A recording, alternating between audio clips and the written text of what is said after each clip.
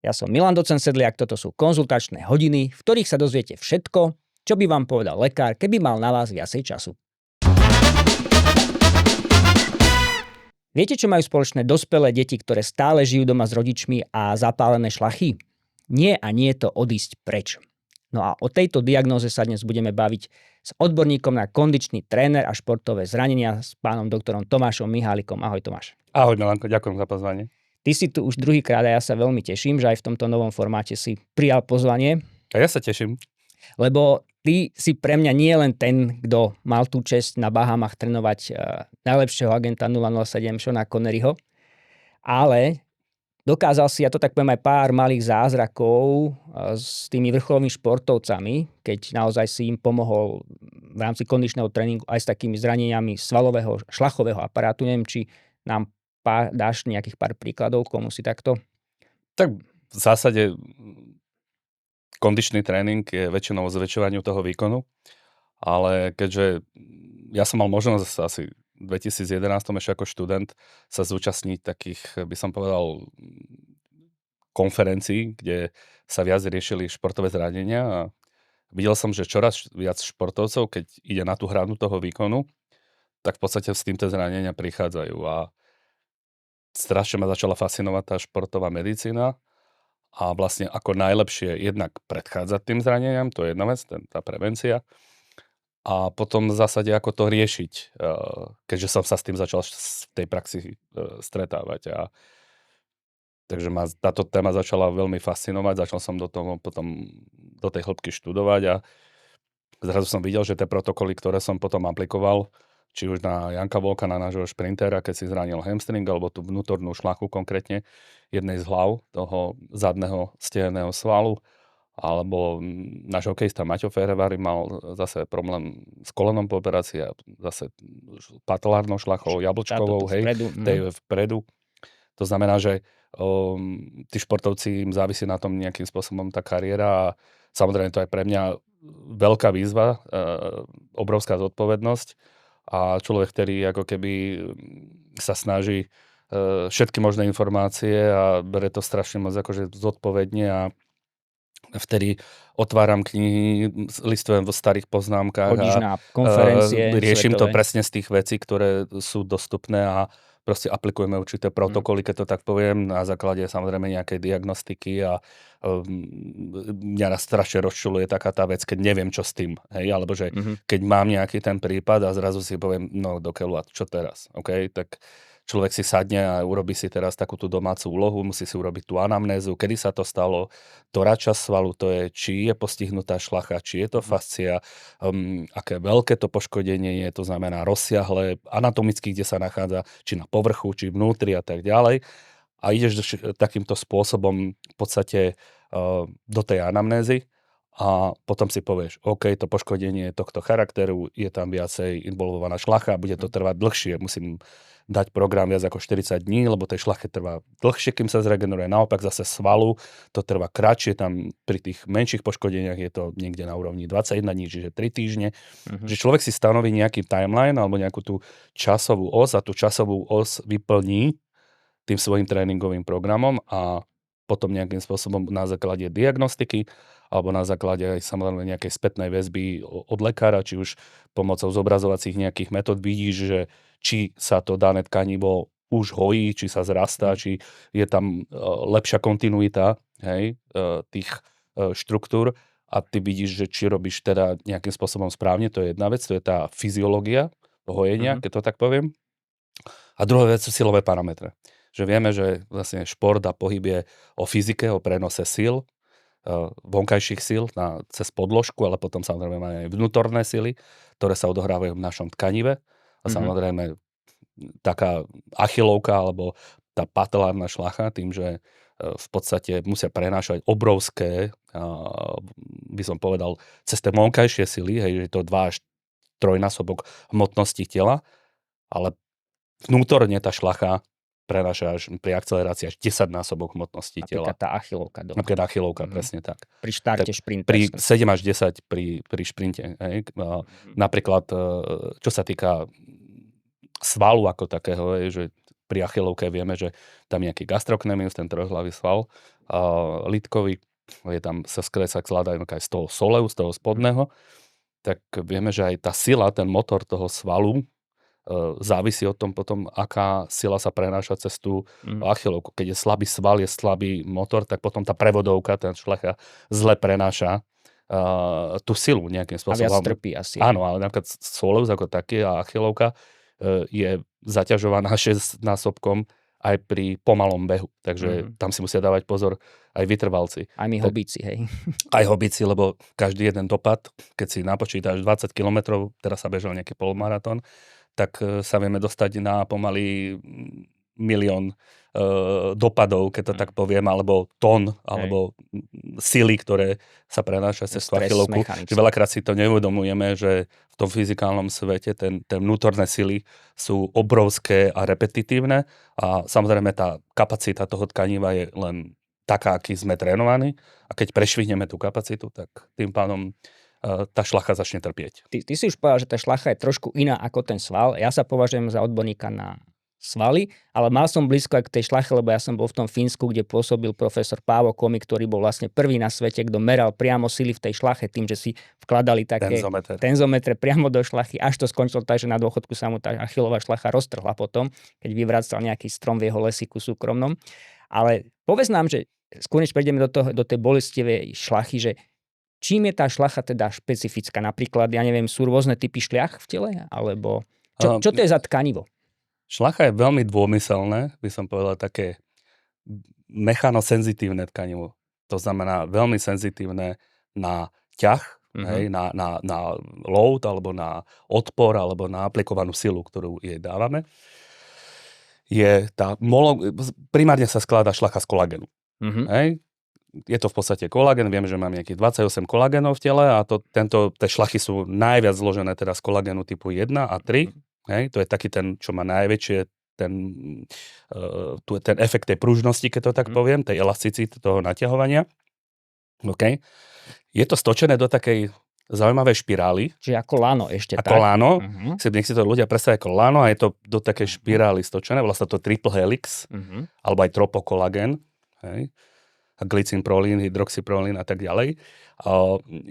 Prečo je to stočené do toho triple helixu? Vlastne tou štruktúrou to umožňuje vlastne, keď sa ten kolagén, by som povedal, nejakým spôsobom naťahuje, tak tá zatočená štruktúra umožňuje uskladniť potom tú elastickú energiu.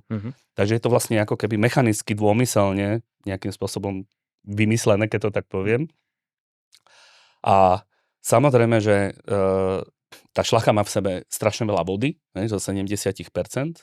Hej.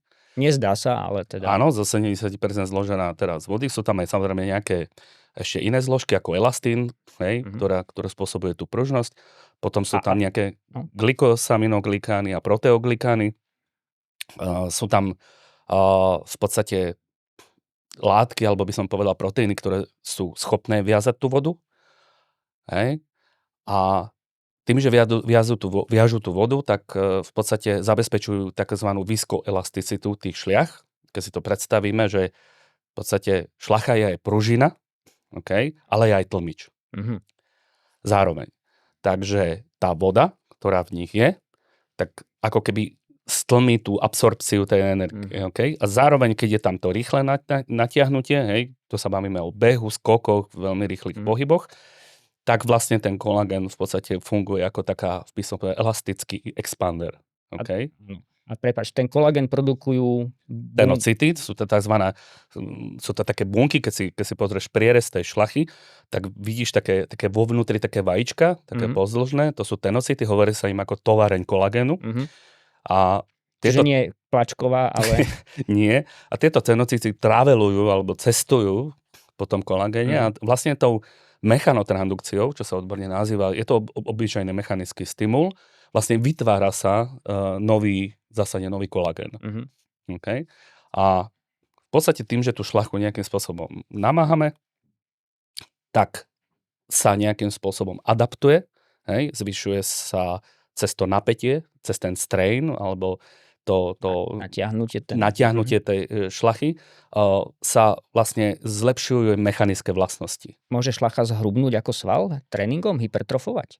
My máme do puberty sa nám vytvorí asi 90% kolagénu a potom v rámci toho, ako narábame s našim telom, ako ho zaťažujeme, sa vie vytvoriť navyše nejaký kolagén, to znamená nejaká syntéza kolagénu a potom máme nejakú degradáciu kolagénu. My nejakým spôsobom máme menej kolagénu po veľkej záťaži a potom naopak zase do tých 72 hodín alebo 48 hodín zase nastáva nejakým spôsobom zase novotvorba toho kolagénu. No a môže to súvisieť aj s rastovým hormónom, ktorý sa vylučuje v noci, lebo ten je silno že by mal stimulovať tvorbu kolagénu, rastový hormón. Určite áno. A ono tam dokonca funguje taký mechanizmus takého, si to pripravil, že taká upratovačka, čo tam príde večer a ten kolagén, ktorý je vlastne taký ten deštruovaný alebo zlý, tak ten sa ako keby prídu a vysáva sa, hej, že poupratuje sa večer a zrazu máme akože kvázi nejakú časť toho musí to byť žena kolagénu. Upratovačka. Áno, musí byť nejaký nový ten kolagén. Takže by som povedal, že naozaj veľmi dômyselné tkanivo, ono keď si to ešte predstavíme, jak také špagety, hej, tí, ktoré, keď prednášaš, tak sa mi ľúbia tie tvoje mnemotechnické pomocky, tak v podstate ten kolagén je tvorený do nejakých fibril.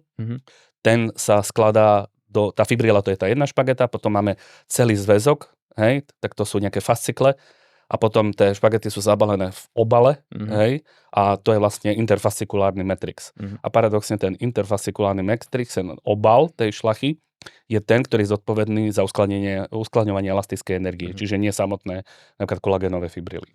Čiže to je zložitá štruktúra. Veľmi zložitá štruktúra. Ja som bol sám prekvapený, že ako do hĺbky sa v zásade dá ísť, takže to by som povedal veľmi dômyselný orgán šlacha a nie je to len, kedysi ak sa myslelo, že to je len proste obyčajný prenášač energie teda zo svalu cez koz na jednoducho. No a má nežné pohlavie jemné šlachy, alebo šlachy mužov a žien v princípe sú nejak rozdielne? Akože hovorí sa, že majú menej tuchšie tie šlachy, ale ja si myslím, že to závisí len od, a samozrejme majú možno tú cross-sectional area alebo ten prierez, hej, tých šlach je možno, pretože máme sú menšieho vzrastu, tak sú menšie v zásade, ale podľa mňa tie mechanické vlastnosti sú veľmi ovplyvnené tým, ako ich zaťažujeme. Okay? To znamená, že dokážu sa veľmi dobre adaptovať. Buď na rýchle pohyby, hej, alebo samozrejme, keď niekto robí pomalé pohyby, takže je tam iná forma v podstate adaptácie. Že skôr by som povedal, že v niektorých literatúrach sa dočítaš, že ženy majú menej tuchšie šlachy. Ale nemyslím si, že tak majú šprinterky, športovky, niekedy to tak povie. Jasne.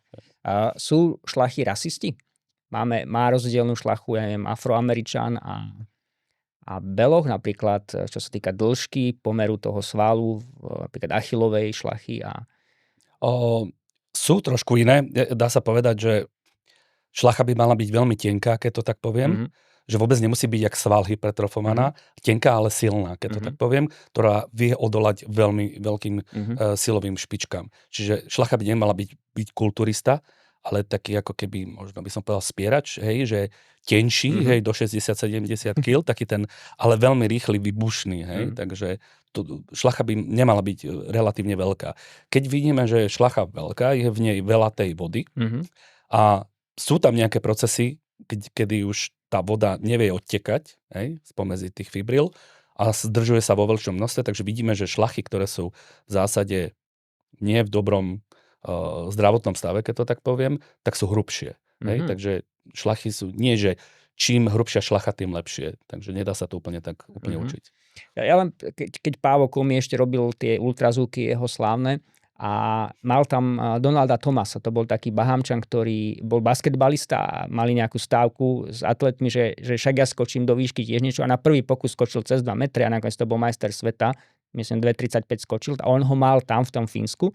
A on vral, že to, keď robil ten ultrazvuk, že išlo od tej pety a len šlacha a potom malý sval hore. Že naozaj oni majú tie achillové šlachy, napríklad on je Černoch, Bahamčan, čiže on hovoril, že oni majú predispozíciu k tým dlhším šlachám, že vtedy to viacej prúži. Určite áno. V zásade také pekné štúdie, že keď nám niekto zobral achilovku a všetko by to bolo len na tom svale, tak bežíme niekde na úrovni 20 sekúnd. A že v podstate my sme veľmi efektívni pri tom behu, lebo v podstate šlacha nám zabezpečujú takú tú mechanickú efektivitu pohybu, lebo dokážu nejakým spôsobom ušetriť veľmi veľa energie. Ten sval, ten lítkový nemusí toľko pracovať, alebo pracuje izometricky a všetko to natiahnutie a to prúženie a tú robotu robí v podstate tá šlacha. A tým pádom vlastne my sme schopní vlastne bežať tak rýchlo kvôli tomu, že sme ako také pružinky elastické, keď to tak poviem. Ešte možno krajší model je kengura. Klokán. Alebo kengura. Ktorá to naozaj, že tam sa vraví, že tie náklady energetické sú veľmi nízke vďaka tomu, že to je naozaj vďaka tým obrovským šlachám, ktorá ona má tam. Hej. Dobre, no ja som mal, asi robím veľa vecí zle, keď športujem, lebo už som mal z kajakovania zapálené túto šlachu, to ma to vrzgalo, to bolo opuchnuté, malý prsný sval, mal som, keď som robil atletiku, ten odstup tých hamstringov, to som sedieť nemohol, to ma bolelo, čiže sú takéto zápaly alebo poškodenia šľach časté u teba v praxi? A ako to, jak to ľudia zistia? Že? Možno by sme si ešte mohli povedať, vlastne to si sa pýtal na tú otázku, už som nestihol ešte odpovedať na to, že máme teda, nie všetky šlachy sú na tele rovnaké, je to podľa funkcie, ktorú vykonávajú. Také tie najznámejšie, tá jablčková šlacha a achilovka sú tie uskladňovače tej energie, ten je na veľmi rýchly pohyb, ale potom máme tzv. Pozičné šlachy. Tie sa viacej nachádzajú blízkosti klbov a majú za cieľ viacej stabilizovať ten klb. Väčšinou sú oveľa tuchšie, majú menej tých glykánov, ktoré vlastne viažú vodu. Keď sa potom v týchto šlachách tá voda naviaže a je príliš veľa, tak to zvykneš tlačiť na tie štruktúry, môže s tým byť nejakým spôsobom problém. No a vždy je to o tom, že šlachy sa na začiatku môžu nejakým spôsobom zapáliť, ale väčšinou sa teda ako bavíme o zmene tej štruktúry toho kolagénu ako takého. Takže mení sa skôr štruktúra kolagénu. V podstate od nejakého 98. Nebol jasný termín v zásade, či to je teda tendinitída. To znamená čo? To znamená, je to nejaký zápal, alebo je to to ída je zápal, ako zápal šlachy. Presne zápal šlachy, čo sa deje väčšinou akutne. A potom sú tendinopatie, ktoré sú ako keby chronické alebo v zásade dlhodobé. Choré šlachy v preklade. Presne tak. No a podľa tých najnovších výskumov, alebo nie najnovších výskumov, ale výskumov, ktoré sa v oblasti šlach robili, tak ten zápalový proces nie je primárnym problémom, vlastne nefunkcie alebo nesprávnej funkcie tej šlachy. Takže zápal je tam v nejakej časti. A treba si samozrejme veľmi ešte tak akože povedať, že či sa jedná o úrazový stav, potrhanie kolagénu, kedy nastáva zakrvácanie, kedy nastáva zápalový proces, nejaká proliferácia tých jednotlivých buniek, kolagénov a tak ďalej. A potom nejaká samotná maturácia alebo prestavba toho kolagénu, čo trvá. Že telo s tým bojuje. Telo s tým bojuje. Nastane tam nejaký veľký tresk pri tom poškodení. Veľký tresk. Áno, je to doslova ako keby veľký tresk. Že ty, keď sa pozrieš, to, čo sa udeje pod mikroskopom pri zranení, tak je tam taká obrovský, by som povedal, zhluk rôznych proteínov a prozápalových markerov a tak ďalej, že proste to telo okamžite vie, čo s tým nejakým spôsobom má robiť. Takže udeje sa v tom mikroskopiskom svete doslova ako veľký výbuch po zranení. Supernový. A to telo s tým začne teraz akože pracovať a začne hojiť a začne tam prinášať tie satelitné bunky a všetky tieto v podstate procesy. Moja pani, teraz ju boli achilovka a boli sme robiť nejaké akcelerácie, čiže klasika, preťažila to a zistili, že má teda už tendinózu achilovej šlachy a že aj má intratendinóznu trhlinu, teda nejakú už trhlinku v tej šlache achilovej. Hej. No a má to trochu, že opuchnuté, presne to, čo si vravil, že je tam teda tá voda asi viac. Hej. A tu je napísané, že pri nezlepšení hydrosekcia achilovej šlachy pod USG. Čiže idú nejak odstrániť tú vodu z toho? Alebo? Áno, oni vlastne spravia to, že ako keby medzi tými fibrilami troška spravia ten priestor, aby tá voda odtiekla. Hej? Robí sa to týmto spôsobom. Ale keď sme si hovorili, že šlachy sú viskoelastické, to znamená, je tam veľa vody a tá voda dokáže reagovať na napríklad adekvátnu záťaž ako takú. Takže my to môžeme spraviť aj cvičením. A sú štúdie, konkrétne od amerického profesora Keita Barra, že nebol významný rozdiel medzi cvičením a touto intervenciou, ktorú si teraz ty povedal. Čiže 12-týždňový program mal rovnaký efekt ako tento operačný zákrok. Čo to cvičenie? Čo by mala cvičiť teraz na tú achilovku? No, veľmi jednoduché. Achilovka nie úplne vie, aký load jej dávaš, ale ako intenzívny, alebo ako intenzívnu záťaž. A Ebony Rio, jedna pani docentka austrálska, svojho času v 2015 spopularizovala jeden protokol, ktorý má jednak analgetický účinok, a to sú dlhé izometrie. Áno, dlhé izometrie. 5 sérií po 45 sekúnd držíš, v podstate tú achilovku v nejakej plantárnej flexii, alebo respektíve v neutrálnej polohe. Čiže postavím sa na špičku trochu? Trošku na špičku, ale nesmieš byť príliš hore, lebo potom v podstate... Alebo na schod, ale len som zarovnaný ako keby. Ty by si mal byť rovno na tom schode, až by som povedal, že možno jemne až pod, do hranice, kedy ťa to neboli, alebo je tam tolerovateľná bolesť niekde na úrovni 3-4, čo je v pohode. Z 10. Z 10, presne. A teraz tento protokol budeš robiť, dajme tomu, 3-krát do týždňa. Šlacha má veľmi jedno také akože dôležité, že ľudia si myslia, že stačí ju zaťažiť jednou záťažou, poviem to tak, za deň. Ale ty môžeš robiť výpony, môžeš robiť výdrže, ty môžeš robiť rôzne typy tlačení. Rozumie tak, že ja dám nejakú záťaž a len držím. Potom môžem do statického odporu len tlačiť, čo znamená robiť výpon, ale nehýbať sa. A môžem to robiť 10 sekúnd, 15, 20, 30 sekúnd. Tlačím do steny. A potom môžem robiť proste výpony, ja neviem, 3-4 série po 20-30 opakovaní. Každý z tých impulzov, dokonca že ráno, niekedy na obed a potom večer, keď je relatívne, dajme tomu, na začiatku, pri tej bolesti v nižšej intenzite, tak je to super, že je tam veľmi pekná progresia. Ale potom, z tejto akutnej fázy, ak nestimuluješ šlachu na úroveň 90% z maximálnej izometrickej kontrakcie, ako to dokážeš merať? Tlačím maximálne. Potrebuješ na to dynamometrické platne. My máme dynamometrické platne a ja zmerám človeka, koľko je schopný urobiť ten výpon na tom lítku. Aj boľavom. A zmerám teda, koľko je jeho tá maximálna sila, ktorú vie vyprodukovať. A potom viem, že na to, aby som dosiahol ten impuls, by som mal 90% z toho držať určitý čas. Samozrejme, čím dlhší čas, tým menšia intenzita, čiže 100% viem držať len, ja neviem, 3 až 5 sekúnd. Takže keď tam dám 90%, viem to držať 10 sekúnd alebo 15 sekúnd. A taký protokol je veľmi pekný napríklad, že ideš 5x3 sekundy. Čiže ideš 3 sekundy, zatlačíš 3 sekundy, pauza. 3 sekundy, zatlačíš 3 sekundy, pauza. Toto ideš 5 krát. Skoro naplno. Skoro naplno. Okay? Ale vtedy tá intenzita je veľká. Samozrejme, tu nemôžem takto opakovať vo veľkej frekvencii cez ten deň. Ale 3-krát do týždňa takýto protokol má výrazné napríklad účinky na zlepšenie štruktúry. Pomáhaš aj otiec tej vode ako takej. Hej. Problematické je potom častokrát, že ľudia len vyriešia ten problém, ktorý bol ako akútny, alebo daný, keď to tak poviem, ale nepripravia tú šlachu na to, čo ju čaká potom. To znamená, to je najdôležitejšie pri šlachách je load management, čiže management toho objemu zaťaženia, ktorý nás čaká. Takže daj mi to do nejakej pochopiteľnej reči pre moju pani. OK, je to o tom, že ak ona chce behať, tak musí byť pripravená na tú energy storage.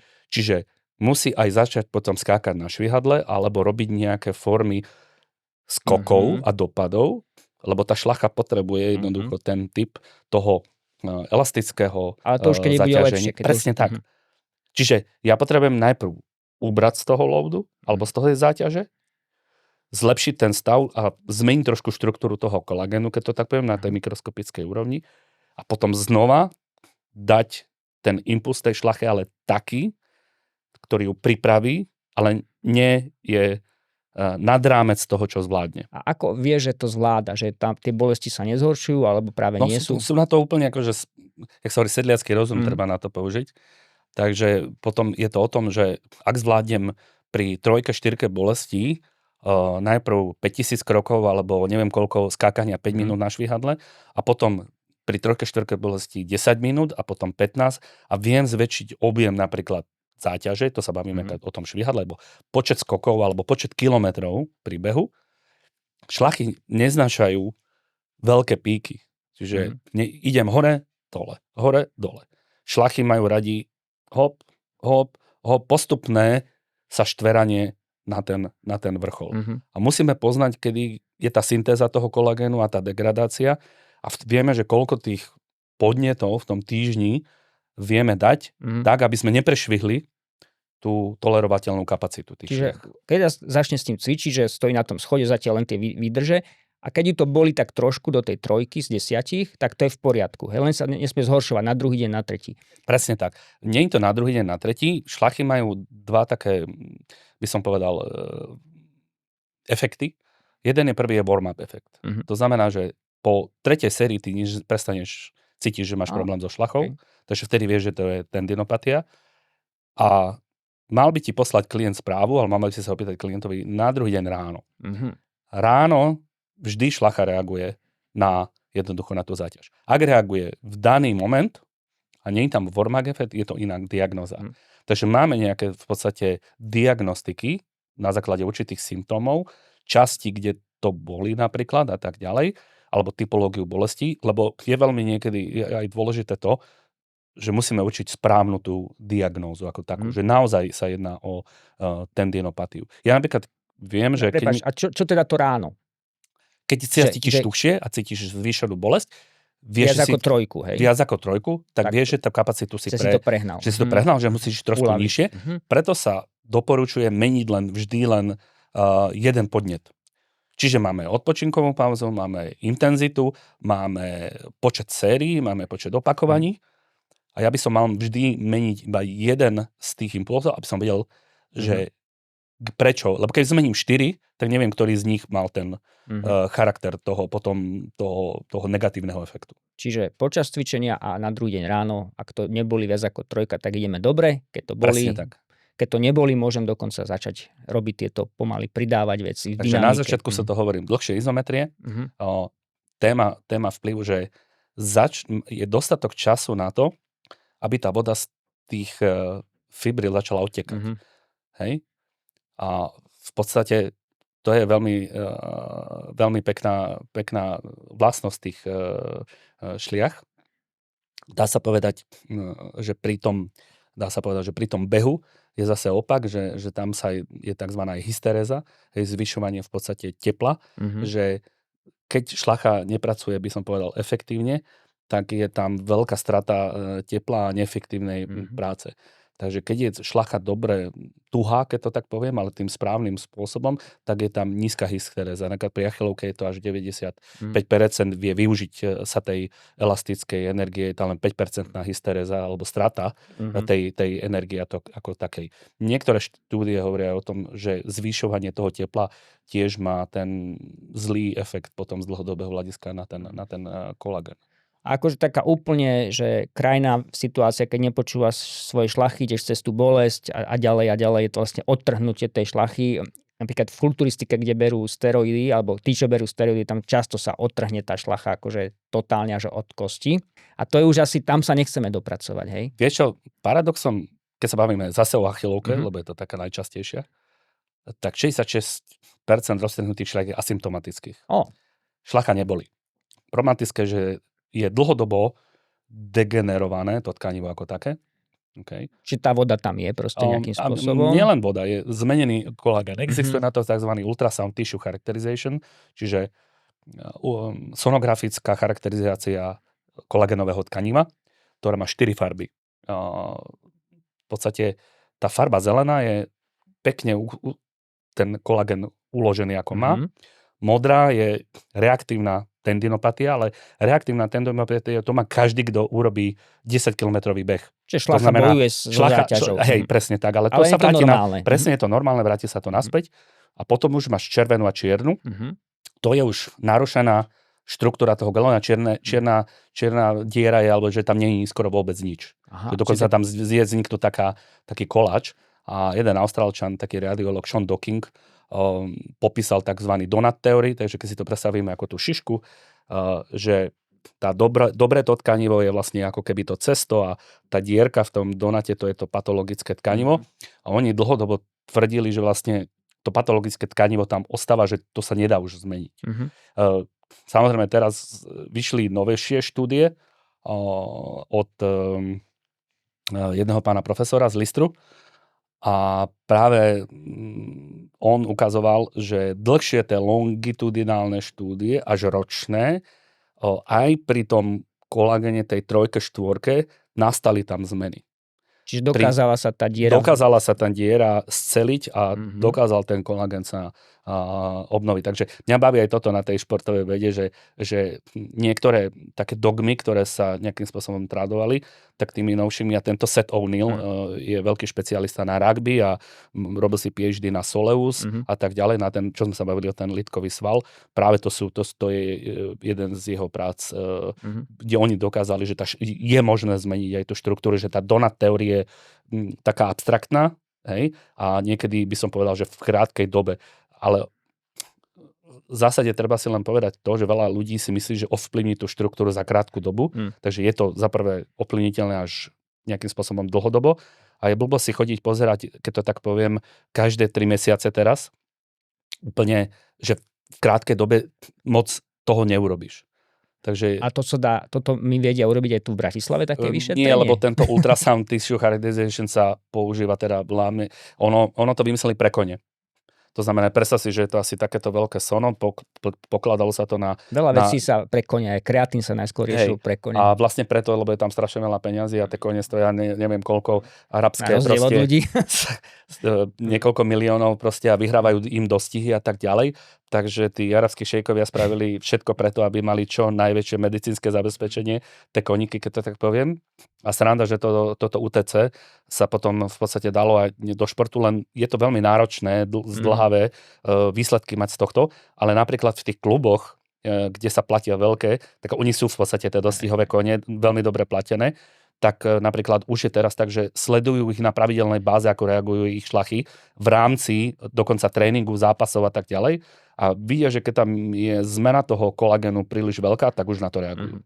Dobre, ale odporúčal by si asi v rámci tej diagnostiky ísť buď na ultrazvuk alebo na magnetickú, ako bola moja pani, že my spolupracujeme s Mediradom, s pánom doktorom Neuschlom a práve to je fajn, že on ti teda vie určiť podľa sona podľa ultrazvuku, že ktorá šlacha to je, či je chytený sval alebo šlacha, v akej časti a tak ďalej. Vie tam vidieť aj tú neurovaskularizáciu, čiže pretekanie v podstate malých ciev, hej, a nervových zakončení do... Ano, to moja pani má sa aj tam už infiltrovali. Presne tak, ale nie je to primárny zdroj bolesti. Čiže veľa ľudí, ktorí má túto veľmi pokročilú neurovaskularizáciu, nemá vôbec symptómy. Čiže zlý sken môže mať nulové symptómy a trošku zlý sken iba by si očakával, že nič moc. Veľmi vysoké symptómy a bolesti. No, to je moja pani. Má len 2-3 cievky tam a už ju to boli jak fras. No. Niektoré štúdie dokazujú tu, že je to spojená, že nejaká časť určite tam, ale že je to práve tým, že sa tam nachádza medzi tými fibrilami viacej tej vody a tá voda zvyšuje ten intravenózny tlak v rámci toho tkaniva a že sa tam zadržuje tá voda a že to pôsobí a že to je jedna z možných príčin. A ďalšie, by som povedal, vieme, že bolesť je aj v podstate cez centrálny nervový systém. To znamená, je to zmena funkcie, pretože keď nás boli šlachami, zmeníme motorický vzor. Začneme sa hýbať inak, zmeníme techniku a tým, že začneme niečo šetriť a tak ďalej, zmení sa aj potom v zásade, že aj to môže mať jednoducho dôvod tej bolesti. Takže dá sa povedať, že rehabilitácia alebo zmena bolesti je zmena funkcie veľmi jednoducho. Takže zmente funkciu, zlepšite funkciu, máte plný rozsah, viacej sily a tak ďalej. Väčšinou to pomáha aj na tú bolesť. Čiže netreba moc krývať, ale radšej chodiť cez miernu bolesť, ale dobrou technikou možno to nie cez bolesť, treba začať cvičiť, posilniť ten slabý článok. Posilniť ten slabý článok, keď sa bavíme o chylovke, tak je to v podstate lítko, hej? Keď sa budeme baviť o patlárnej šlache, je to kvadriceps, ktorý prenáša, hej, ako sval, ktorý sa zbieha do tej šlachy.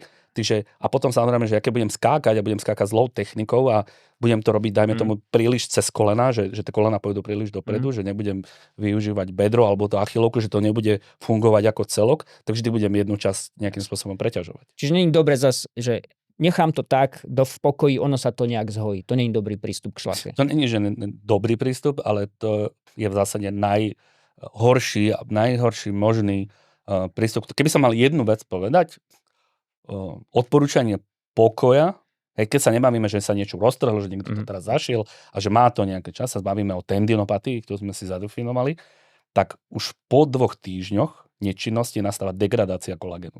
Čiže tá šlacha chradne. Presne tak. A potom čo my urobíme?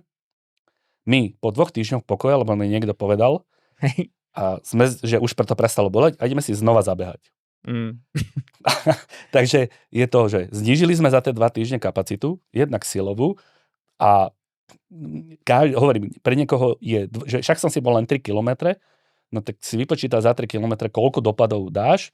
Hovorili sme si o 6-násobku hmotnosti tela, internej sily na achilovku, no tak koľko, zase hovorím, 1 000 000 alebo 100 000 newtonov som jednoducho aplikoval na tú achilovku. A potom možno ešte horšie, že že nič nerobiť a dať do toho nejaký obstreh, nejaký kortikoid, alebo si dávať protizápalové lieky, že to tiež asi není dobrá. Z krátkodobého hľadiska je to, by som povedal, že dajme tomu OK, z dlhodobého hľadiska nastáva degradácia. Keď tam je akútny zápal, tak... Presne tak, že na nejakú fakt, že akútnu štádiu, ale treba, aj keď niektoré práce, že dlhodobé jednoducho aplikácie kortikosteroidov práve mala negatívny vplyv na kvalitu kolagénu. Čiže potom treba s ním cvičiť, aby on vedel, ako sa má vytvoriť. Presne tak. A potom je najhoršia napríklad jedna z vecí, ktorá je rázová vlna, ktorá má, že v podstate to, čo sme si povedali, že je tam ten veľký tresk, tej šlache, že sa tam deje strašne veľa procesov a my tam pichneme ešte tu, akože nie, že v úvodzovkách pichneme, ale ešte tam začneme aplikovať rázovú vlna, ktorá má prozápalový charakter. A to je čo rázová vlna? Má zmeniť v podstate hojenie. Také zvukové vlny? Alebo čo? Áno. Ale rázová vlna je v podstate aplikácia určitej frekvencie na to tkanivo, ktoré má ako keby zlepšiť hojenie tej štruktúry. Paradoxom je, že spôsobíme horšie oveľa tomu tkanivu, pretože už tam je zápal a my skôr chceme ten zápal dať dole. A rázová vlna má prozápalový charakter. No a keď sme pri tom zápale, keď sa tam teda už vyskytne, je niečo napríklad v strave, čo pomáha? Napríklad si povedal, že šlacha je kolagén, tak je dobre užívať kolagén, napríklad v doplnkoch, tu máme všelijaké kolagény. Z čo hovoria štúdie určite, na to? Nie sú úplne jasné. Tie štúdie sú určité malé vzorky takých prípadových štúdií, ktoré mali pozitívny vplyv. Bolo to, ale výsledky boli veľmi individuálne, u niektorých to fungovalo, u niektorých nie. Treba povedať, že môže to mať takto. Suplementácia samotného kolagénu bez aktivity nefunguje. Cvičenie je základ. Absolútne. Že záťaž je absolútny základ a môže to mať nejaký malý vplyv. Okay? Ale čo je napríklad alebo sú aj určitý, by som povedal, nejaká metabolická flexibilita alebo metabolické poruchy. Napríklad ľudia s diabetesom alebo príliš veľa jedeť, keď to tak poviem, cukrov ako takého, alebo sacharidov, nie je úplne optimálne, pretože dá sa povedať, že ten cukor ako taký má negatívny vplyv na štruktúru a zápal v samotných šlachách. A ten kolagén teda, štúdie na to nejaké sú? Nejaké sú, ale hovorím, je to v kombinácii všetko so záťažou. Ja som našiel napríklad aj to, že je tu, že robili myšky, potkany mali, poškodili im šlachu a skúmali, že len imobilizácia, teda, že necvičíme s tým, potom, že cvičia a zároveň dávali napríklad kurkumín. Tuto je napríklad, že glukozámin s kurkumínom a tam to pomohlo viac ako dokonca protizápalové nesteroidné lieky, teda napríklad ibuprofen. Čiže ten kurkumín, spolu ešte tam bolo to lékožice, to sladké drievko, tak to dokázalo ten zápal najviac stiahnuť u týchto potkanov, keď mali achilovku poškodenú a sa liečilo. Čiže tých látok asi bude, keď tam je zápal, tak asi protizápalové látky ako omega-3 alebo tento kurkumín, to by mohlo fungovať. Ja som veľmi zaujímavú prednášku videl profesora Kajera. Toho Dána, hej? Dána, áno. Toho som inak viezol raz na konferencii v aute, keď som ešte bol doktorant. Veľmi, veľmi príjemný človek, veľmi odborník. Musím povedať, že tiež som mal o čom rozmýšľať po jeho prednáške. On v Aspetáre nám v Katare prednášal práve o svalových zraniach alebo svalovo-šľachových zraniach a on nám ukazoval, že napríklad suplementácia proteínom alebo nejakými týmito vecami nemá skoro žiadny vplyv na hojenie. Že samotný ten, ešte raz poviem, ten veľký tresk, ktorý sa udeje, je tak veľký, že nič, čo tam naviac dáme, nemá nejak akože vplyv, ale čo má najväčší vplyv je mechanický stimul. Čiže tá mechanotransdukcia. To stále opakovalo sa dokola, že jednoducho mechanický stimul a senus, čo najskôr, ak je to možné a tak ďalej. Čiže takí odborníci na pohyb, ako si tí sú nevyhnutní pri liečení šliach, ak sa chceme vrátiť do zdravého životného štýlu. Dobre, na záver to možno nejaké 3 pravidlá pre zdravé šlachy. Vieš nám dať? Vnímajte zaťaženie, ktoré robíte z pozície toho, že hráme sa niekedy v úvodzovkách s obrovskými silami, ktoré si neuvedomujeme, aj pri relatívne jednoduchých pohyboch. A ak presiahneme tú kapacitu, na ktorú sme trénovaní, tak jednoducho, takže musíme manažovať si ten týždenný alebo tú záťaž podľa trénovanosti, aby sme nepreťažili tú našu kapacitu. Čiže nepreťažiť. Za ďalšie, trénovať tú šlachu na to, čo nás čaká, čiže relatívne vysokou záťažou. Nemôžeme mať pocit, že keď budeme robiť, na začiatku to stačí výpony na jednej nohe, ale keď budeme v podstate ju zaťažovať pod tými 90%, nedosiahneme ten stimul, ktorý sa zase v tom reálnom svete deje, čiže relatívne by som povedal rôzne typy výponov s pokrčeným kolenom, s vystretým kolenom, s ťažkou hmotnosťou, protistatickému odporu, rôzne typy akože v zásade zaťaženia. A samozrejme musíme mať dostatočný oddych a regeneráciu na syntézu toho v zásade toho kolagénu. Hej. To je veľmi, veľmi dôležité. A samozrejme je rozdiel, ktorá tá šlacha je postihnutá. Hovorím, dneska sme sa primárne bavili o achilovke, možno patelárne šlachy, možno sme menej spomínali rotatorovú manžetu alebo infraspinatus. To je v podstate svaly, ktoré držia tú hlavicu ramenej kosti v lopatke a vlastne stabilizujú. A tí, čo tenisti robia, volejbalisti alebo bejsbolisti, ktorí hádžu, tak tiež vlastne tá ruka uskladňuje nejakým spôsobom tú elastickú energiu. Takže takáto elastická energia sa dá vlastne uskladniť aj v tom ramennom pletenci. A potom máme samozrejme pozičné šlachy a tie pozičné sa trénujú trošku iným spôsobom. Tam je to skôr na takú tú stabilitu, dlhšie trvanie a je tam trošku iný prístup. Ale musíme trénovať, dá sa povedať, naše telo na tú záťaž, ktorá nás čaká. Čiže môžeme to tak povedať, že so šlachami treba mať trpezlivosť? Určite áno.